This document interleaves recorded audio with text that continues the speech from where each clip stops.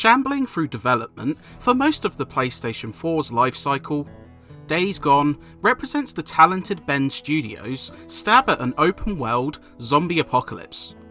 That basic description sounds underwhelming, but once you start to peel away its more derivative layers, a solid and very compelling game starts to emerge, causing a divide between ambivalent critics and enthusiastic players.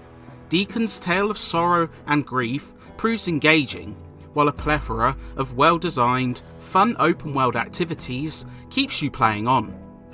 Days Gone is proof that, while listening to mainstream critics does have its benefits, sometimes you just need to try the game out for yourself.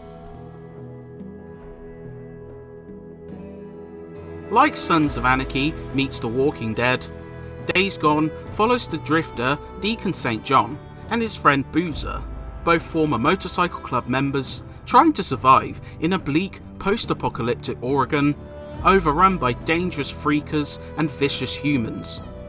Deke is stricken with grief as, during the opening prologue, his injured wife Sarah boards a helicopter, never to be seen again. This tragic backbone lends a compelling strand to Days Gone, but it also proves a bone of contention for protagonist Deacon. His actions are questionable, sometimes selfish, and extremely destructive, walking a fine line between sympathetic anti-hero and repulsive. Tensions begin to fray, and survivors, split into multiple camps, harbour unique backstories and complicated relationships with St. John. It becomes really engaging, even if the third quarter of the game does start to feel a tad bloated. I think it's dead. You're gonna break my shotgun? Yeah. Okay.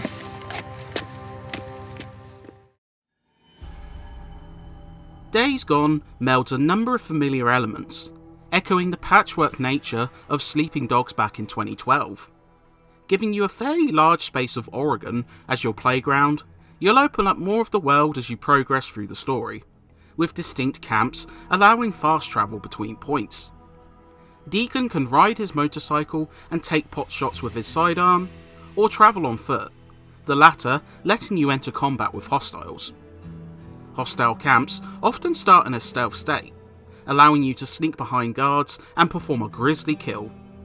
Shooting comes into play often too, with a slew of weaponry including assault rifles, snipers, a crossbow with customizable arrowheads and crafted explosives, or distraction items, both of which prove invaluable for dealing with multiple freakers. Everything works well, all anchored by Deacon's unlockable skills, which can improve his aim, stamina, and health. It sounds like familiar territory, but solid fundamentals and some unique kinks keep things enjoyable. Along with story missions, camp owners gift side quests and allow you to resupply and refuel your motorbike. Speaking of which, this is your only method of travel, but it proves fun to ride, with just enough lightness to let you get hang time. You can also upgrade the Hog with performance parts, which allows you access to certain parts of the map, customizable paint, and decals paying homage to other games.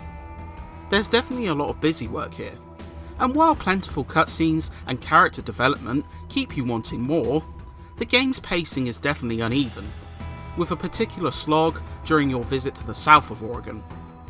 But the derivative parts of Days Gone still form a cohesive whole, with the gameplay loop seeing you complete missions, thus unlocking more upgrades for both Deacon and your bike, enabling you to take on tougher hordes and side quests. The latter proves very enjoyable, including bounty hunts, ambush camps, and tasks to aid the camps. The main story is fairly lengthy, with additional quests easily pushing it to around the 70-hour mark. Dog prairie. Catch!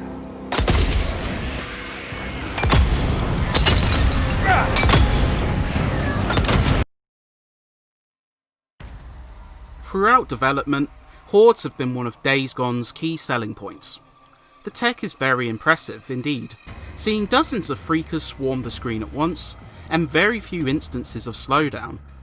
But the cool part is how it affects gameplay, often adding in a combustible element to an already chaotic world. Whether you're travelling to a quest location, sometimes predetermined by story, or tackling hordes in the endgame once they become marked on the map, hordes often have a nasty habit of attacking without prejudice, or care if you're trying to complete a mission. When you factor in the sometimes limited resources to combat them, the sheer number of zombies to contend with, and the unsettling music which accompanies their alert state, and you have a foe which proves terrifying should you have the misfortune to come across a horde.